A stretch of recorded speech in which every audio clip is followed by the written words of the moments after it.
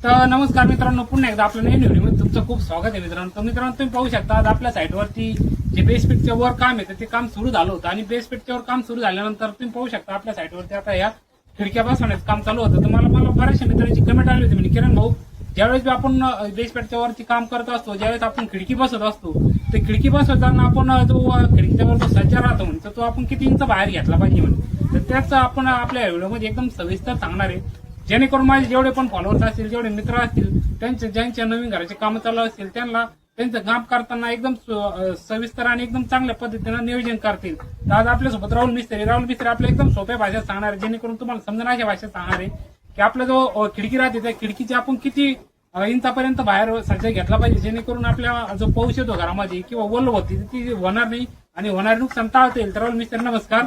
तर आपल्या मित्रांना एकदम सविस्तर पद्धतीने सांगा की त्यांनी त्यांच्या जो घराची सज्जा असेल, खिडकीवरचा जो सज्जा असेल तर तो किती इंच बाहेर घेतला पाहिजे. प्रामुख्याने सज्जेचे 2-3 प्रकार राहतात. त्या हिशोबाने तुम्हाला जर सांगतो त्या हिशोबाने जर केला तर भविष्यात तुम्हाला काही अडचण येणार नाही.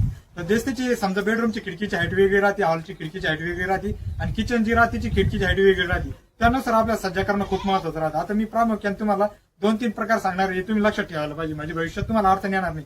आता तुम्ही बघू शकता आपली हॉलची खिडकी आता ही हाईटला 5 फूट आहे, हिला कमीत कमी तुम्हाला 18 इंच सज्जा घेणं खूप महत्वाचं आहे. याच्यापेक्षा जर कमी जर घेतला तर हाईट जास्त असल्यामुळे जर पाऊस जर आला त्याच्यात जर वारा जर आला तर पाणी येण्याचे चान्सेस जास्त राहतात रूम मध्ये, म्हणजे आपल्या रूम मध्ये भिजणारे फर्निचर खराब होणार आहे. हे टाळण्यासाठी तुम्ही कमीत कमी 18 इंच किंवा 21 इंच घेऊ शकतात. पण त्याचप्रमाणे किचनचं जर समजा आपली हाईट 3 फूट राहते खिडकीची, तिथे तुम्ही 15 इंच जरी घेतला चालतं, किंवा बेडरूमचं आहे तिची हाईट 4 फूट राहते खिडकीची, तिथे 15 इंच घेतलं तरी चालेल किंवा 18 इंच जरी घेतलं तरी चालेल.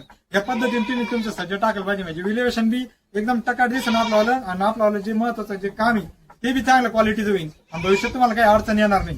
अशा पद्धतीने तुम्ही जर काम केलं तर भविष्यात कुठच्याही प्रकारची अडचण येणार नाही आणि आपलं व्हॅल्युएशन बी चांगलं दिसेल.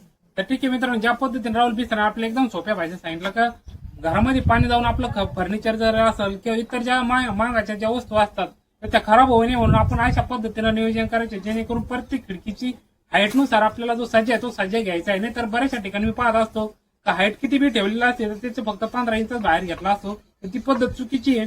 जशी तुमची खिडकीची हाईट असेल, जसं तुमचं काम असेल त्या पद्धतीचा तुम्ही विचार करायचा आहे. स्थानिक जी तुमची परिस्थिती असेल त्या परिस्थितीचा विचार करूनच तुम्हाला सजला घ्यायचा तो पुढं, जेणेकरून तुम्हाला भविष्यामध्ये किती जोराचा पाऊस आला, किती वारा आला तर त्याचा तुम्हाला फटका तुमच्या घरात बसणार नाही, जेणेकरून ते पाणी येणार आहे ते पाणी येणार नाही आणि जी होणारी नुकसान आहे तर ती होणारी नुकसान आपल्याला कुठेतरी टाळवता येईल. तर व्हिडिओ कसा वाटला ते पण मला नक्की सांगा मित्रांनो, आणि ज्यांचे पण नवीन घराचे कामं चालू असेल त्यांच्यापर्यंत आपला हा व्हिडिओ शेअर करायला विसरू नका मित्रांनो. धन्यवाद.